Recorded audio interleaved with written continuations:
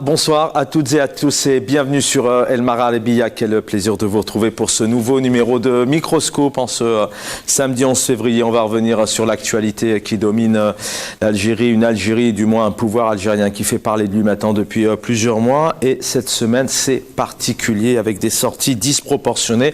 On commencera par un journaliste de 77 ans, 5 décennies de journalisme. On va y revenir. C'est Saad Bouarba qui donc a été mis aujourd'hui, qui est en procédure judiciaire précisément. On va y revenir puisqu'il a été arrêté en début de semaine. On va revenir sur cette arrestation avec nos invités. Une de plus, il a été donc placé sous contrôle judiciaire et aujourd'hui on lui a retiré son passeport. Interdiction de sortie du territoire national. Une de plus. On rappelle bien évidemment que Hassan El Qadi est toujours derrière les barreaux, directeur, journaliste, 4 décennies aussi de professionnalisme. Ces 2 médias, Radio M et Radio Émergent, ont été pillés, mis sous scellé. On va revenir sur l'affaire, ce qu'on appelle malheureusement l'affaire d'une jeune femme, 46 ans, médecin, gynécologue, militante politique, qui n'exerçait plus en Algérie vu ses activités politiques, qui s'est exilée, qui a traversé l'Algérie, arrivée en Tunisie. Arrivée en Tunisie, elle est arrivée donc en France avec l'aide de l'ambassade française en Tunisie. Il faut rappeler qu'elle est binationale. Mais derrière ça, on va surtout revenir sur la sortie disproportionnée, notamment du pouvoir algérien, avec un communiqué de l'APS. On va en parler dans quelques instants avec nos invités. Juste pour vous en lire 2 petits paragraphes et donner la parole à nos invités. Voilà qu'une femme exfiltrée vers la France, qui n'est ni journaliste, ni militante et qui n'est rien du tout. Voilà. Ce sont des mots assez forts pour le traitement d'un homme, d'une femme, d'un individu.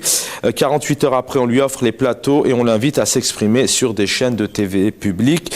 Et une autre phrase aussi, on va en parler. Tout le monde sait qu'au niveau de la DGSE française, il y a une feuille de route pour mettre à mal la relation algéro-française. Cette feuille de route qui est exécutée par les barbouzes et les khabardji et certains responsables au niveau de la DGSE du Quai d'Orsay et certains conseillers franco-algériens qui ne cachent pas leur amour et leur vénération pour le Merzan. On parlera aussi de la revue El Djis qui parle d'une Algérie souveraine avec nos invités. Avec nous sur le plateau, Youssef Amar Hodja, bonsoir, militant, analyste politique, merci d'être avec nous. Bonsoir Chavan, bonsoir à toute l'équipe de Marhalabiya et puis à vos invités et surtout à nos détenus d'opinion et à leurs familles en Algérie. Merci d'être avec nous. Il est avec nous aussi, militant politique, analyste, journaliste, Bouharfa Ben Mahamar. Merci d'être là et vous êtes membre de Riposte International. Bonsoir. Bonsoir Chaban, bonsoir pour l'invitation, bonsoir cher ami, cher... Ouvrage collectif publié par Riposte International, une ONG qu'on ne présente plus.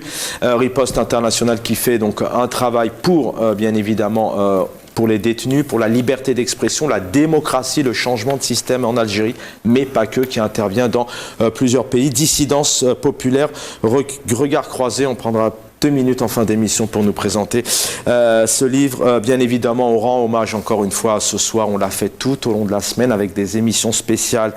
Le séisme qui a touché, qui touche encore et qui va toucher pour longtemps nos frères et sœurs en Turquie et en Syrie, qui fait plus de 25 000 morts selon les derniers bilans au moment où je vous parle. 21 848 corps ont été retrouvés en Turquie selon le président turc Recep Tayyip Erdogan et les autorités également ont dénombré 3 553 morts du côté de la Russie. Messieurs, je sais qu'on en parlait tout à l'heure, peut-être un mot sur ce séisme qui touche qui touche la Turquie et la Syrie. Youssef Amar Khoja. Bien sûr, toutes mes condoléances aux familles des victimes des deux pays, donc en Turquie et en Syrie, sachant qu'il y a encore une grande détresse, notamment dans des villes qui sont sur les frontières entre la Syrie et la Turquie, et notamment à Idlib, à Hama et d'autres villes importantes du nord-ouest de la Syrie. Nous, Algériens, nous avons connu des catastrophes similaires, donc en 81 à Al-Sanam, et puis en 2003, le 21 mai 2003 à Boumardas. Donc on connaît ce genre de détresse et ce genre de catastrophes naturelles sur les familles et carrément les nations et les pays. Pareil, Boukhalifa Ben Mamal, peut-être un mot, vous le souhaitiez aussi pour ouvrir ce microscope. Ah oui, non, c'est toujours une tragédie humaine. Donc on espère que la solidarité internationale va jouer très très vite, très rapidement, ce qui s'est quand même plus ou moins fait. Après, le président turc aussi a eu ce moment-là, ce moment de lucidité quand il avait dit que,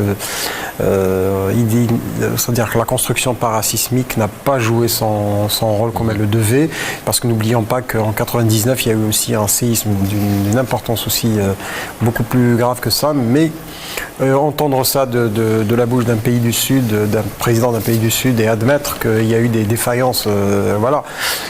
Ce qu'il n'y a pas eu en Algérie en 2003, c'est dramatique aussi. Mais on espère, on est de tout cœur avec eux, et que des ponts aériens vont s'établir très très vite, ils se sont faits, et que la solidarité internationale puisse jouer très très vite aussi. Merci à tous les deux. Messieurs, on va ouvrir donc ce rendez-vous par... Vous en parliez tout à l'heure, vous rendiez hommage lorsque vous nous saluez en début d'émission. Youssef Amar Khoja, les détenus d'opinion. Ça va fort, la folie des grandeurs en termes de répression. 77 ans, Saad Bouarqba, qu'on ne présente plus, l'objet d'une procédure judiciaire, 5 décennies de journalisme, notamment Al-Moudjahid, Al-Shab, voilà, il s'est rendu célèbre pour des chroniques comme Point d'ordre et Le cri du coq. Je vous donne la parole, juste peut-être lire ce qu'a dit Khaled Draheri, qui est représentant de RSF en Afrique du Nord. La question n'est pas de défendre le type d'ironie utilisé par Saad Bouarqba, mais bien de faire garantir le droit de chaque éditorialiste et journaliste de pouvoir exprimer une opinion. Les poursuites judiciaires engagées contre ce célèbre journalistes sont totalement disproportionnés, criminalisés. Le travail d'un éditorialiste reconnu qui a 50 ans de carrière derrière lui n'a pas de sens, mais un objectif, dit Khaled Draheri, celui de faire comprendre que le moindre article d'opinion est passible de poursuite. C'est triste pour notre pays.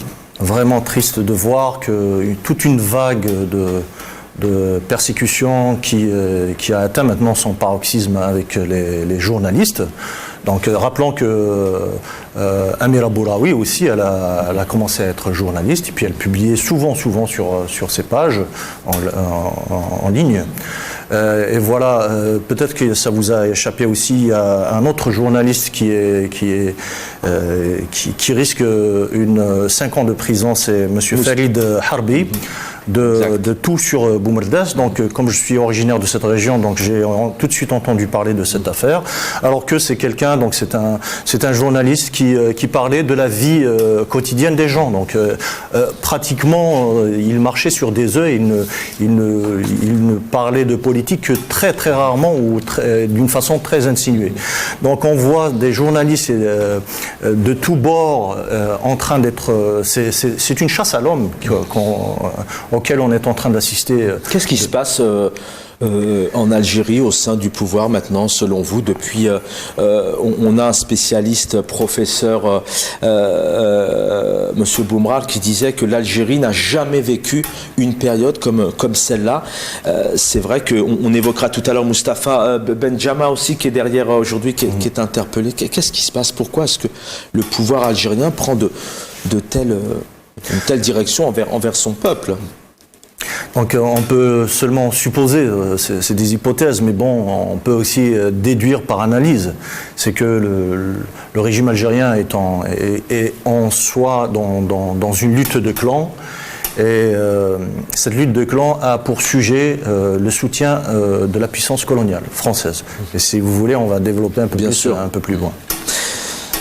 Boukhalifa Ben Mahmad, déjà, voilà, je vous le disais, enfin on se le disait, il écrit un article, il n'a plus rien à prouver, 5 décennies, on lui enlève son passeport, 77 ans, il voyage plus, c'est vraiment un ennemi, ce grand monsieur, Saad Bouarba, qui nous a rendu visite, qu'on connaît, qu'on a eu le plaisir de rencontrer, c'est vraiment un ennemi du peuple algérien, des partis politiques. Est-ce que c'est pas un simple journaliste qui fait son travail depuis des années? Et puis un mot, selon vous, pourquoi est-ce qu'aujourd'hui l'Algérie est en train de vivre une période comme elle n'a jamais vécu en termes de répression? En fait, même l'interdiction de la sortie du territoire national est en train d'être banalisée par le système lui-même. Mesure qui fut exceptionnelle à un moment donné est devenue la règle. Et l'un des problèmes majeurs quand on banalise des mesures de cette nature, c'est qu'elles perdent complètement leur sens. Je pense qu'on est en présence d'une situation où les tenants du pouvoir ne savent plus quoi faire pour faire taire les voix discordantes. Et c'est contre-productif parce que c'est les personnes qui manipulent de manière très excellente la plume peuvent être demain des personnes qui seront à même de pouvoir participer directement ou indirectement à une phase de transition politique. Parce qu'on aura besoin des membres actifs de la contestation. On aura besoin des journalistes qui ont une ligne éditoriale très respectée. Et c'est ce qui permettra éventuellement de faire en sorte que la transition puisse être menée avec des personnalités qui ont de l'importance. Donc aujourd'hui, à force d'aller vers ce terrain-là, le terrain des exactions, le terrain de la réduction des espaces de liberté, pour ne pas dire plus que ça, je fais l'usage d'un euphémisme relativement adouci, et ça participe du même acabit quand on attaque les organisations qui défendent les droits de l'homme. Ce qu'il ne faut pas oublier, c'est que dans les pays où les transitions démocratiques se sont déroulées, on a eu besoin de ces femmes et de ces hommes-là. Parce que c'est eux qui peuvent porter aussi, qui peuvent être les garants d'une certaine cohésion. Je ne parle pas des partis politiques qui ont été complètement laminés, mais aujourd'hui, c'est symbolique à la fois de l'atteinte à des personnes qui ont le pouvoir de la plume. Derrière nous, parce qu'il n'y a que ça. On a fait ça avec des artistes chanteurs engagés. On les a signés, qui a été arrêté à l'aéroport. Et puis, si vous parlez de Louhlou, à la fois, bon exemple, 30 secondes, c'est quelqu'un qui, en 98, il sort Pouvoir assassin. On n'a rien inventé. C'est vrai que depuis quelque temps, il s'est réécouté d'ailleurs, voilà. C'est devenu un slogan du Hirak. C'est devenu un slogan, mais c'est pas nouveau. C'est pas nouveau. Il est fragilisé, ce pouvoir. Il est déstabilisé pour avoir peur. Est-ce qu'il d'abord il a peur, il a crainte de voir un Hirak revenir. Il a peur de ces personnes qui s'expriment. C'est quoi? C'est pour lui de ne pas divulguer les choses, les réalités au-delà des frontières. Un mot là-dessus avant de diffuser. Je pense que la fragilité, elle est structurelle dans tous les organismes et dans toutes les organisations humaines, à partir du moment où, objectivement, elles atteignent des limites qui sont de tous les ordres. Mais c'est vrai que quand le système portant lui-même ses propres contradictions. Donc dialectiquement, il y a quand même un processus de perte de crédit. Mais au-delà de ça, ce type de réaction démontre aussi l'absence de vision à moyen et à long terme. Là-dessus, Youssef Omar Khoja, il a peur. À mon avis, il n'a pas peur du Hirak. Donc le régime n'a pas peur du Hirak. Il a peur de ses allégeances et de ses alliances à l'étranger, notamment avec la France. Il faut juste rappeler ce qui s'est passé. Il y avait un virage important le 25 août dernier, quand il y a eu la réunion du comité de sécurité avec la présence de Macron et des fameux DGSE, donc le patron de la DGSE, en face de Jbar Mhenna et de Chengriha. Donc c'est là où il y a eu vraiment quelque chose, une sorte de rupture, qui a fait que l'équilibre de la menace entre les clans a changé en faveur d'un autre clan, ce qui a un petit peu enragé l'autre clan. Donc c'est pour ça on voit par exemple des ordres et des contre-ordres. Par exemple l'histoire des Tunisiens et des Algériens qui étaient bloqués sur les frontières.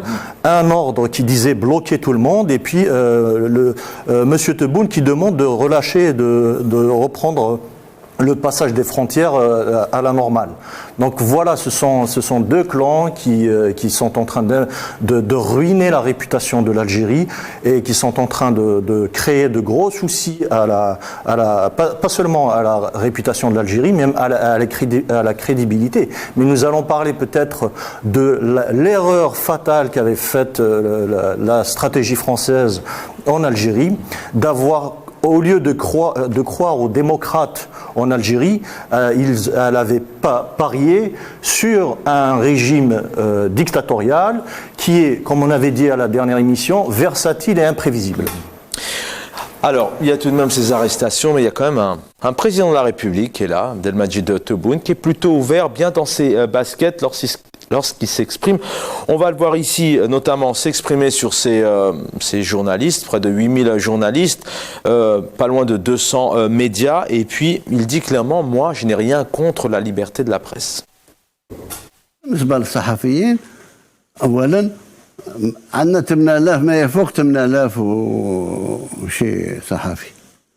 إذا كان 3 ولا 4 دخلوا للسجن من أجل الشتم مش من أجل مقالات صحفية. إذا ما تدخلش للسجن لأنك صحفي، لأنك مواطن اخترق القانون العام. هذا هو. و3 ولا 4 في 8500. وراها الدولة العربية اللي عندها 180 جريدة يومية. بغض النظر على الجرائد الإلكترونية وتلفزيونات تاع خواص. واش بغاو يرجعونا احنا بلاد كوروندار دير فيها واش تبغي ولا يهضر قال حقوق يسموه حرية التعبير. ثانيا بالنسبة لحرية الصحافة راني قلت أنا شخصيا مع حرية الصحافة إلى أقصى حد، إلى أقصى حد، كما سأحارب بشراسة كل الأمراض اللي ممكن تدخل في حرية التعبير، تجريح، الكذب على الناس، تشويه عائلات محترمة إلى آخره إلى آخره. هذا. Voilà, après ces quelques mots de nos invités sur cette liberté d'expression, cette répression, on va passer au deuxième point d'actualité, mais tout ça, vous l'avez compris, c'est lié, parce qu'on parlait d'un journaliste de 5 décennies de carrière qui s'est fait interpeller pour une simple chronique. Et à la fois, on parle aujourd'hui bien évidemment, on va commencer par cette affaire qui est devenue l'affaire d'Amira Bouraoui. En quoi une simple militante, c'est pas péjoratif, mais c'est une militante parmi tant d'autres, c'est une jeune femme qui a envie de faire changer les choses, et elle a le droit de s'exprimer. En quoi ça a créé, peut-être le même mot en fait, une déstabilisation du pouvoir algérien. J'ai lu quelques extraits, vous avez vu l'APS, vous pouvez aussi reprendre quelques extraits, mais c'est vrai que cette première phrase, en parlant d'Amira Bouraoui, voilà qu'une femme exfiltrée vers la France qui n'est ni journaliste, ni militante et qui n'est rien du tout. Je trouve d'ailleurs que c'est vraiment insultant de dire que quelqu'un n'est rien du tout. 48 heures après, on lui offre des plateaux, il y a des mots importants où on attaque notamment la DGSE, la France de Khabalji, de Barbouze, messieurs. Toujours fair play, hein, Youssafa Markodia, je vous en prie. D'abord, je suis ravi qu'Amira soit en sécurité, et saine et sauve, et qu'elle soit, après des années d'attente, proche de sa famille, et notamment de son fils. Ça, on était tous comme concitoyennes et concitoyens ravis de cette nouvelle. Et Quand on voit ce qu'avait écrit l'APS, c'est pas une surprise. Donc on s'attendait. Moi, je me demande des fois qui écrit ces choses-là. C'est violent cette fois-ci. Qui écrit ces choses-là, parce que non, ce sont des insultes. Hein. Ce sont des insultes qui, s'ils ne savent pas ce que c'est que la définition d'une insulte, c'est bien ça. C'est la déclaration de l'APS qui traite une femme militante depuis des années et qui était l'une des fondatrices du mouvement Barakat depuis 2014. Donc une personnalité du Hirak, qu'on soit d'accord ou pas avec elle, mais c'est une militante de la démocratisation de l'Algérie. Et en plus, elle est médecin. C'est une personne qui a sacrifié beaucoup. D'ailleurs, on l'a interdit d'exercer en tant que gynécologue en Algérie. Et sachant qu'on a tellement besoin de médecins dans notre pays, voici, pour des raisons politiques, on interdit à une personne de gagner sa vie avec sa compétence et ses diplômes. Donc, la traiter de n'est rien du tout. Voilà, c'est un papier qui insulte d'abord l'APS. Donc l'APS, elle s'insulte elle-même avec ce papier en utilisant des mots barbouze. J'ai l'impression qu'ils ne connaissent pas bien la définition de barbouze. Et la barbouzerie, je vais la rappeler, c'est celle justement qui a fait qu'on avait peur pour Amira Bouraoui, parce que, rappelez-vous, le 25 août 2021, un certain Slimane Bouhafs a été kidnappé et puis humilié et torturé. Il s'est retrouvé à la caserne de Antar. Il a été kidnappé où? En Tunisie. Donc, quand vous avez des précédents comme ça, c'est tout à fait normal que notre concitoyenne Amira Bouraoui puisse avoir peur pour sa sécurité, voire même pour sa vie. Et c'est tout à fait normal qu'un pays qui se respecte fasse le nécessaire pour assurer la sécurité de sa ressortissante, sachant que Amira Bouraoui a la double nationalité, donc elle a aussi la nationalité française. Et toute cette affaire s'est produite en Tunisie. S'il y avait par exemple un souci entre la Tunisie et la France, moi je pourrais le comprendre. Mais que vient faire le pouvoir, le régime algérien dans cette histoire? Ils nous disent que parce que c'est des services, donc c'est écrit ici, c'est les services de la DGSE qui avaient pu exfiltrer Amira Bouraoui. Quand on dit exfiltrer Amira Bouraoui, c'est-à-dire de l'Algérie. C'est pas eux qui disaient Quwa Dariba, que c'est la puissance, la plus grande puissance, ou ainsi de suite. C'est eux qui disaient ça. Comment se fait-il que les services français ont pu aller sur le territoire algérien sous le nez du DRS et des douanes algériennes, exfiltrer une personnalité, c'est-à-dire une personne connue.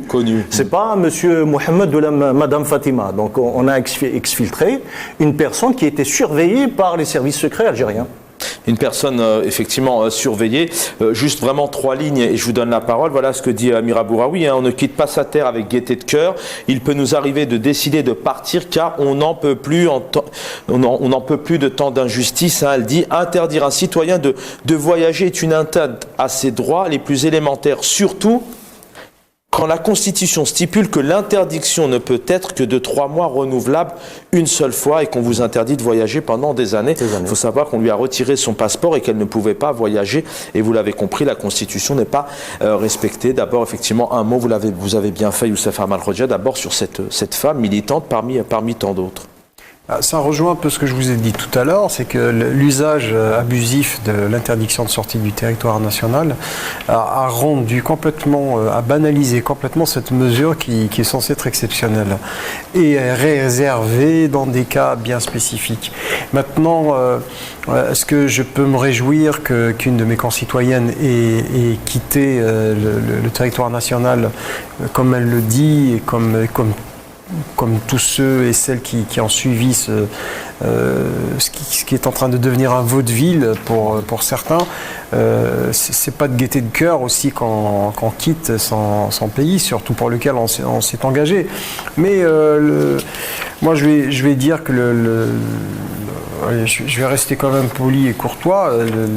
La dépêche de l'APS n'est pas tellement une dépêche qui a été faite aux ordres. J'ai l'impression, et je peux le dire sans risque de me tromper, et je vais prendre le risque éventuellement de me tromper, c'est de l'excès de zèle de la personne qui a fait ça, et je suis sûr qu'on ne lui a même pas demandé d'écrire ça. Je pense que dans la conjoncture actuelle, je dirais que les autorités algériennes n'ont pas besoin qu'on les salisse avec un torchon pareil. Une question qui me vient à l'esprit à tous les deux, dans le cadre de l'émission de jeudi soir, je posais cette question aux invités qui étaient là, Brahim Younsi et Idir Nouron. Pour eux, le président de la République et le ministre des Affaires étrangères limite ne sont pas au courant de ces communiqués. Ils disaient même que c'était plutôt l'armée. Vous rejoignez Non, moi je ne rejoins pas ça. Je dirais tout simplement, c'est que ça, c'est le président cautionne ceci, vous êtes en train de dire? Je ne dirais même pas ça. C'est que ça doit être quelque chose qui doit complètement... qui doit être... Je dirais tout simplement, quand vous avez un phénomène de cour, dans un phénomène de cour, vous avez celui ou celle qui va essayer de précéder le désir du prince. C'est-à-dire, pensons avoir voulu bien faire. Et comme vous savez, donc, les nominations à la tête des agences qui dépendent de l'État se font sur la base d'une loyauté... Mais quand on sait qu'en Algérie, tout est apparemment contrôlé par tout le monde, que tout est disproportionné, etc. Enfin, moi, en tout cas, j'ai du mal à croire qu'à un moment donné, un tel papier puisse sortir. Hein. C'est pas une commémoration sportive, avec tout le respect que j'ai pour les sportifs, c'est quand même pas rien. C'est une déclaration, on le disait cette semaine, limite de guerre. Le président de la République, le ministère des Affaires étrangères, la diplomatie n'est pas au courant de ce genre de papier, Youssef, Ahmad Rodja. Ce qui est intéressant, c'est que ça nous donne un petit peu des signes de lutte entre deux clans. Et ces deux clans, il y a un clan qui maîtrise, qui a l'administration dans sa poche, et un clan qui a l'armée dans sa poche. Donc c'est une lutte entre les services secrets qui ont l'administration dans leur poche, et notamment, voilà par exemple l'APS. Moi je dirais que l'APS, ceux qui écrivent pour l'APS, c'est un clan. Mais c'est pas nécessairement le clan de Chinguiriha, par exemple. Et ce qui est diffusé dans Majalat al-Jaysh et autres, toutes les autres déclarations. Donc c'est clairement, moi je le vois ainsi, c'est qu'il y a deux luttes, d'abord de désinformation et de provocation de situation, parce que là, tout en disant tout le monde sait qu'au niveau de la DGSE française, il y a eu une feuille de route pour mettre à mal la relation algéro-française, mais c'est exactement cette déclaration qui souhaite mettre à mal la relation entre l'Algérie et la France. C'est cette déclaration de l'APS. Donc en disant cela, moi je n'ai pas tendance à sous-estimer ce qu'on peut lire entre les lignes de ce genre. Donc ça a été réfléchi et ça a été bien fléché pour atteindre un objectif bien précis, c'est d'avorter la visite de M. Tebboune en France. Et derrière tout ça, il y a une lutte, comme je le disais au début, il y a une lutte de comment s'accaparer le soutien de la France entre ces deux clans. Il y a un clan qui s'est révisé du soutien de Poutine, et maintenant il se rapproche plus du président Macron français. Donc on a vu, pourquoi j'insiste sur le 25 août. Le 25 août, on a vu un pilier de l'autre clan adversaire qui a rejoint un autre clan. Donc Djebbar Menna, c'est lui qui a le carnet d'adresses le plus fourni, et c'est lui qui connaît le mieux la DGSE française. Donc c'est pourquoi un clan avait perdu un de ses généraux pour un autre clan.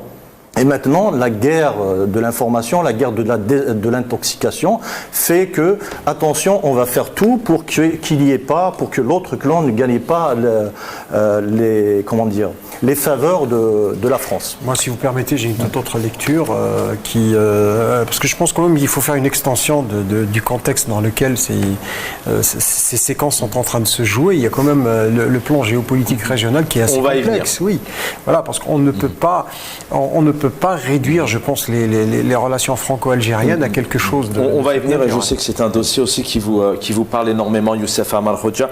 Alors, savoir que jeudi soir, d'abord très tard, Voilà ce que dit l'analyste et expert dans les questions géopolitiques Ahmed Ben Saada.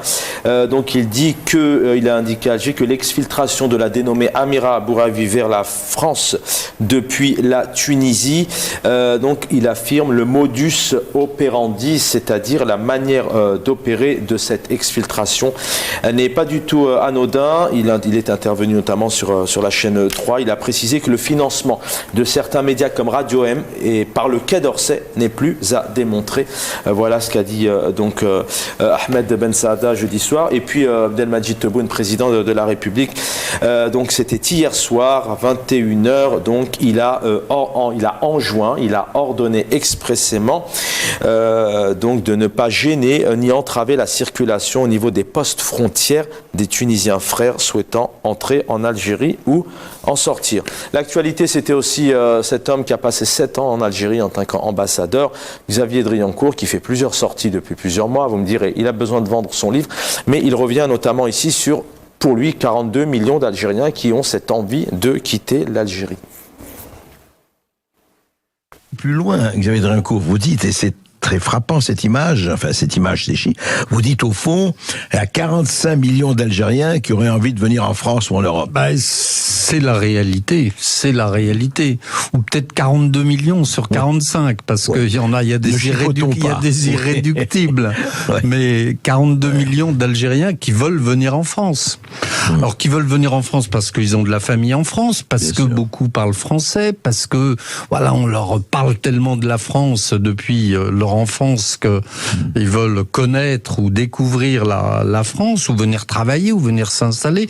D'autres veulent aller au Canada. Mais le vrai problème, c'est pourquoi tous ces gens veulent quitter leur pays. Mais c'est ça. J'allais vous dire, attendez, avec un pays très riche en pétrole, en minerais, en sous-sol, etc. Et on se dit, mais qu'est-ce qui fait que 60 ans après, l'Algérie en soit encore à ce que c'est, je dirais, la majorité de sa population, il faut le dire, ait envie de partir, au lieu de développer leur pays? Ce pays, avec tout ce que vous avez décrit, ce pays devrait être la Californie de l'Afrique. Il a le climat, oui, la Méditerranée, la mer, la montagne, et en plus le pétrole et le gaz. Et la proximité avec l'Europe, quoi. Il a tout pour réussir. Voilà, une dernière petite minute avec l'ancien ambassadeur qui nous parle en tout cas c'est sa définition. Ce qui est intéressant dans son livre, mais aussi dans les interviews, il ne remet jamais en question le pouvoir français, la réalité algérienne pour cet homme.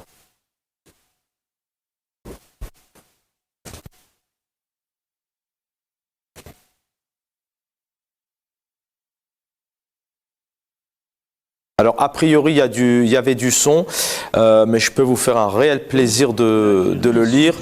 Hirak Beni voilà. Serait, nous dit-on, progrès. La réalité algérienne n'est en effet pas celle qu'on nous décrit. Le régime corrompu de Bouteflika est tombé en 2019. Et après des soubresauts, comme dans toute révolution, l'Algérie issue du Hirak Beni serait, nous dit-on, progrès, stabilité et démocratie.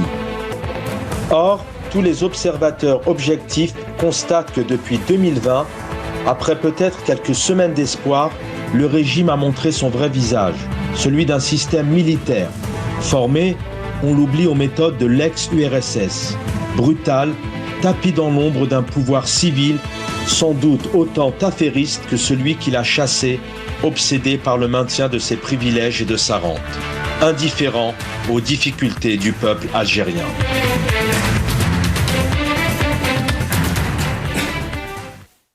Messieurs, une nouvelle sortie de Xavier Driancourt. Alors, il vend son livre, il n'évoque pas du tout le pouvoir français. Bon, on peut revenir bien évidemment sur l'homme qu'il est et pourquoi, mais c'est tout de même, il connaît ce pays, il connaît les rouages, il connaît voilà les hauts fonctionnaires, les hauts responsables de la sécurité de l'Algérie. C'est tout de même une certaine réalité que dénonce ici alors pour les militants, certainement pour vous, il vous apprend rien, mais il y a tout de même une certaine sortie et des réalités. Enfin, moi personnellement, sa manière rhétorique, c'est une rhétorique de bas étage. Pour le militant que je suis engagé depuis fort longtemps, ça ne m'apporte aucune réponse. À la limite, je n'en ai cure de ses propos, puisque la réalité profonde, il l'ignore complètement. Il utilise un artifice rhétorique en posant une question et en apportant juste derrière une réponse qui va dans le sens qui... C'est 42 millions pour vous d'Algériens qui veulent quitter le... C'est une manière de parler assez générique. Quand on est un diplomate, on est censé aborder les questions sur un autre plan. On parle de flux. Ce qu'on oublie, ce que le diplomate oublie, c'est que lui, quand il est parti accomplir sa mission d'ambassadeur durant 7 ans, c'était de jouer le Sherpa pour les entreprises françaises. Il y a beaucoup d'expatriés français qui sont là-bas. Donc les diplomates français ouvrent les voies de ce qu'on appelle de la coopération économique, mais pas forcément, elle est complètement asymétrique, dans le sens où c'est lui qui pratiquement prépare laboure le terrain pour que les entreprises françaises, quand elles arrivent là-bas, elles puissent s'arracher des parts de marché. Et on sait comment les marchés donc occidentaux sont ouverts grâce au personnel diplomatique. Donc eux-mêmes ont pérennisé les pratiques et en cautionner moralement les pratiques de corruption et d'ouverture des marchés. Donc ce n'est pas une personne qui jouit d'une quelconque, à mon sens. Et il n'est pas en train de décrire la réalité algérienne. Il est en train de décrire indirectement la réalité à laquelle lui a été préparé. Donc quand il décortique, il tente désespérément et la déconstruction du système algérien, qui est d'une malhonnêteté intellectuelle qui est assez importante, puisqu'il n'est pas en train de le déconstruire comme nous on le fait. Parce que nous, en tant que militants, avant tout et après tout, nous avons des aspirations démocratiques, à la démocratie. 19h40, peut-être 2 minutes là-dessus. Enfin, quand il parle de 42 millions, d'abord j'ai une pensée pour les 11 000 haragas qui ont pris les risques l'année dernière. Il y a près de 500 morts, enfants, femmes, hommes, jeunes, algériennes qui ont péri. Alors, quand il dit 42 millions, c'est vrai qu'il parle plus de ces gens qui parlent français, qui ont une famille, mais il y a aussi cette envie, quoi qu'il arrive, de ces Algériennes qui ne peuvent plus vivre dans ce pays. Déjà, il faut comprendre que il était là pour faire la promotion de son livre. D'accord. Donc, vous le savez, dans tout ce qui est marketing, donc toute polémique est bonne pour faire vendre un produit. Comme disait Ben Amara, c'est qu'il y avait le côté un peu méprisant toujours de l'Algérien et un peu cette histoire de l'indigène, que toute l'Algérie va courir vers la France, alors que bien sûr ce pouvoir, ce régime donne un peu raison à ce genre de vue de l'esprit. Enfin, à la fois, il nous parle d'une Algérie réelle, brutale, d'un système qui s'est révélé de plus en plus brutal, formé sous l'ex-URSS. Bon, il vous apprend rien, c'est des choses que vous dites. Bien sûr, dans la communication, ce qu'on appelle la technique du sandwich, c'est-à-dire on mélange un petit peu les faits réels et puis au milieu, on met ce qu'on veut vendre. Donc, c'est ça la technique. Mais dire que déjà le 42 millions, il le sort d'où, c'est très étonnant. D'ailleurs, en Algérie, on n'a jamais eu de statistiques fiables. Et en plus de ça, c'est que c'est vrai que le phénomène des haragas, on a perdu seulement en une année, pratiquement comme tu disais tout à l'heure, plus de 500 Algériennes et Algériens qui ont péri en Méditerranée. Donc, si on faisait une moyenne, plus de 1000 Algériennes et Algériens qui ont péri dans la Méditerranée, 50 000 11 000 qui ont quitté le pays, mais c'est pas 11 millions qui ont quitté le pays. Et je connais beaucoup de concitoyens algériens et Algériens ici qui souhaiteraient à la première occasion que le pays devienne démocratique et surtout que la paix revienne au pays, qu'on puisse construire notre pays. Des médecins, des ingénieurs, ils sont prêts à retourner pour reconstruire notre pays. Donc c'est plutôt de la vente de marketing d'un livre.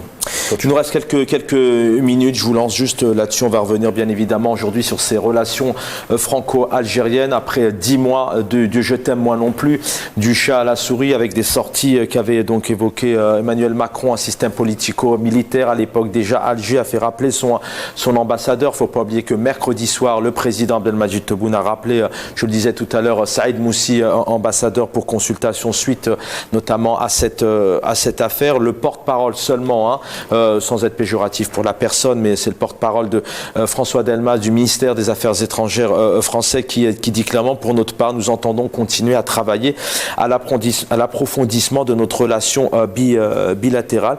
Messieurs, je vais vous donner la parole sur ces relations aujourd'hui et un mot aussi sur... Effectivement, tout ça, c'est lié aussi en fonction de cette crise géostratégique. Est-ce que l'Algérie va devoir se repositionner? Est-ce que, on va essayer d'avoir ces éléments en tête, je voudrais vraiment que vous ayez la parole. Et est-ce qu'à un moment donné, l'Algérie et la France ont besoin de ces querelles? Est-ce que demain, l'ambassadeur algérien va retourner en catimini, comme l'ex-ambassadeur en Algérie? Je pense que le contexte géopolitique est à prendre quand même au sérieux, de manière assez responsable.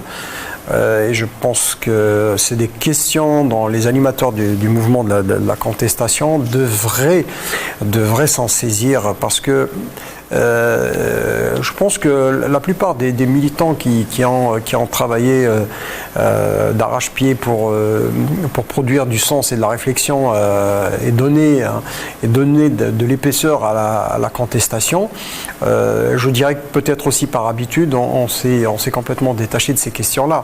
Il faudra repositionner aujourd'hui le débat. Si des Algériens se sont engagés dans un processus de contestation révolutionnaire, c'est parce qu'ils aiment profondément leur pays, et c'est ça qu'il ne faut jamais oublier. La dimension patriotique du Hirak et de toute action politique visant à démocratiser les institutions algériennes et à doter l'Algérie des institutions démocratiques n'est pas à démontrer. Aujourd'hui, ces questions-là doivent être prises. Le contexte géopolitique de la région est à considérer.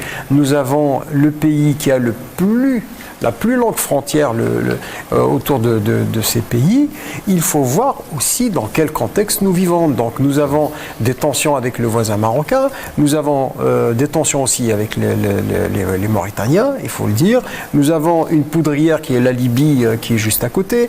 Vous avez aussi la France qui a fait du Mali aussi une poudrière avec l'opération Barkhane. Ils sont en train de se retirer, donc il va falloir aussi penser à tout ça. Et vous avez aussi l'écueil du Niger.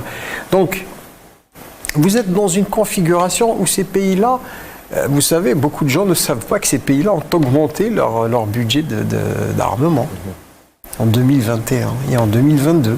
Donc ces conditions-là font qu'aujourd'hui, et je pense qu'il faudrait qu'il y ait une, je ne dirais pas une prise de conscience, mais il faudrait qu'il y ait quand même un sens des responsabilités dans ce qui reste de l'État algérien. Je fais le distinguo, parce qu'aujourd'hui, cette recomposition, si elle n'est pas elle n'est pas un fait démocratique en Algérie, nous courons quand même vers le mur.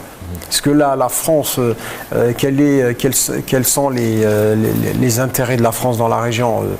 Je ne vais pas encore parler de manière générique, tout le monde les connaît, tout le monde ne les connaît pas. Il y a une recomposition qui a été voulue par la France, il y a une réécriture de la feuille de route sur la région. Et nous avons d'autres. Il faudrait qu'on prenne ces questions-là en main. C'est un mot effectivement sur le contexte international, mais je veux vraiment vous entendre sur cette France et cette Algérie aujourd'hui. Il y avait un grand amour quand même entre ces deux présidents qui se sont embrassés. Xavier Driancourt, on ne va pas le réécouter parce que je préfère vous entendre, mais qui dit que c'est particulier avec l'Algérie. C'est de la politique extérieure, étrangère, mais c'est aussi de la politique intérieure, notamment pour la France et pour l'Algérie. Excuse-moi, Chaban, mais vraiment on donne trop d'importance au marketing de M. Driancourt. Ce qui nous concerne le plus, à mon avis, comme on disait, c'est la question géopolitique de notre pays, et surtout que notre puissant voisin, c'est bien la France. C'est-à-dire le pays le plus puissant voisin de l'Algérie, c'est bien la France. Cet exemple, c'était juste pour vous situer entre les deux pays.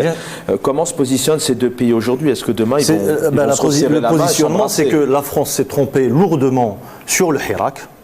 C'est-à-dire qu'au lieu de soutenir en tant que grande démocratie, au lieu de soutenir ses propres principes démocratiques, rappelons-nous que l'avènement même de la République algérienne a été aussi, comme Messali El-Hajj, ce sont des gens qui ont été nourris avec l'esprit républicain, avec les droits de l'homme. Donc c'est pour ça qu'il y a eu tout un travail de conscientisation du peuple algérien durant les années 20 et 30 au déclenchement de la guerre d'indépendance. C'est que nous pouvons faire de grandes choses entre un grand pays au nord de la Méditerranée, qui est la France, et un grand pays, le plus grand d'Afrique, qui est au sud de la rive méditerranéenne.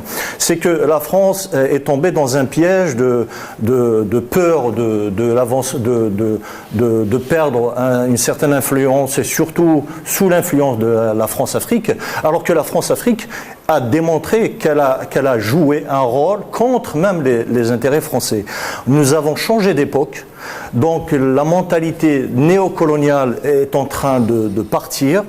Et c'est aux stratèges français de comprendre que le seul chemin vers la paix et la prospérité autour de la Méditerranée et en Afrique, c'est de laisser les peuples s'autodéterminer et aller vers la démocratie. Parce que quand on aura des pays sur la rive sud de la Méditerranée qui sont démocrates et qui vont partager quand même, quand on se dit démocrate, on partage certains principes universels qui ont été partagés aussi par la France, par de grands pays. Donc c'est la seule façon d'endiguer l'épouvantail qu'utilise le régime algérien, le terrorisme. Voilà comment on fait peur à la France. On fait peur à la France en disant sans nous la dictature algérienne militaire, vous aurez du terrorisme, vous aurez des islamistes, vous aurez tout ça. Donc le problème, c'est que la stratégie de la France est en train juste de regarder, nous sommes en train de perdre du terrain par rapport à la Russie ou à la Chine, mais je dirais, tant pis. L'essentiel, c'est vraiment de défendre vos principes et de défendre la démocratie.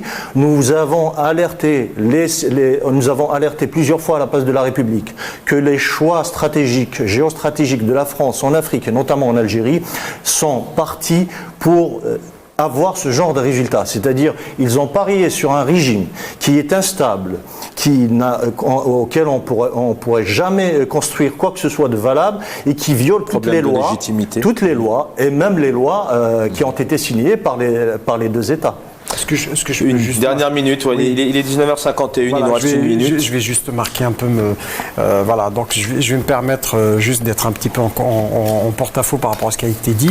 Ce qui aujourd'hui intéresse les puissances occidentales, c'est d'assurer les routes d'approvisionnement en matières premières.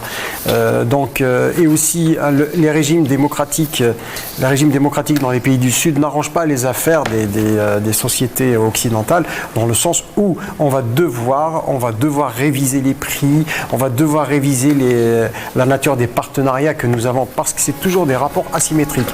Une Algérie démocratique, c'est le cauchemar de la France. Il faut le dire. Une Algérie démocratique, ce sera toujours le cauchemar de la France. Merci messieurs, merci d'avoir alimenté, développé. On est revenu sur cette actualité en Algérie. Le titre de l'émission que je ne vous ai pas cité, vous l'avez compris, c'était de retrouver une toute petite partie de ce communiqué qu'on peut appeler communiqué. Les services français ont sonné la mobilisation générale de leur Khabarji, en parlant donc de la France. Youssef Amal Khodja, merci infiniment d'avoir été avec nous, et merci à vous Khalfa Ben Mamal, merci à notre équipe en régie qui fait un travail formidable. Dans quelques instants, j'aurai le plaisir de vous retrouver, je l'espère, mardi. Bonne soirée à tous sur El Marhalabiya.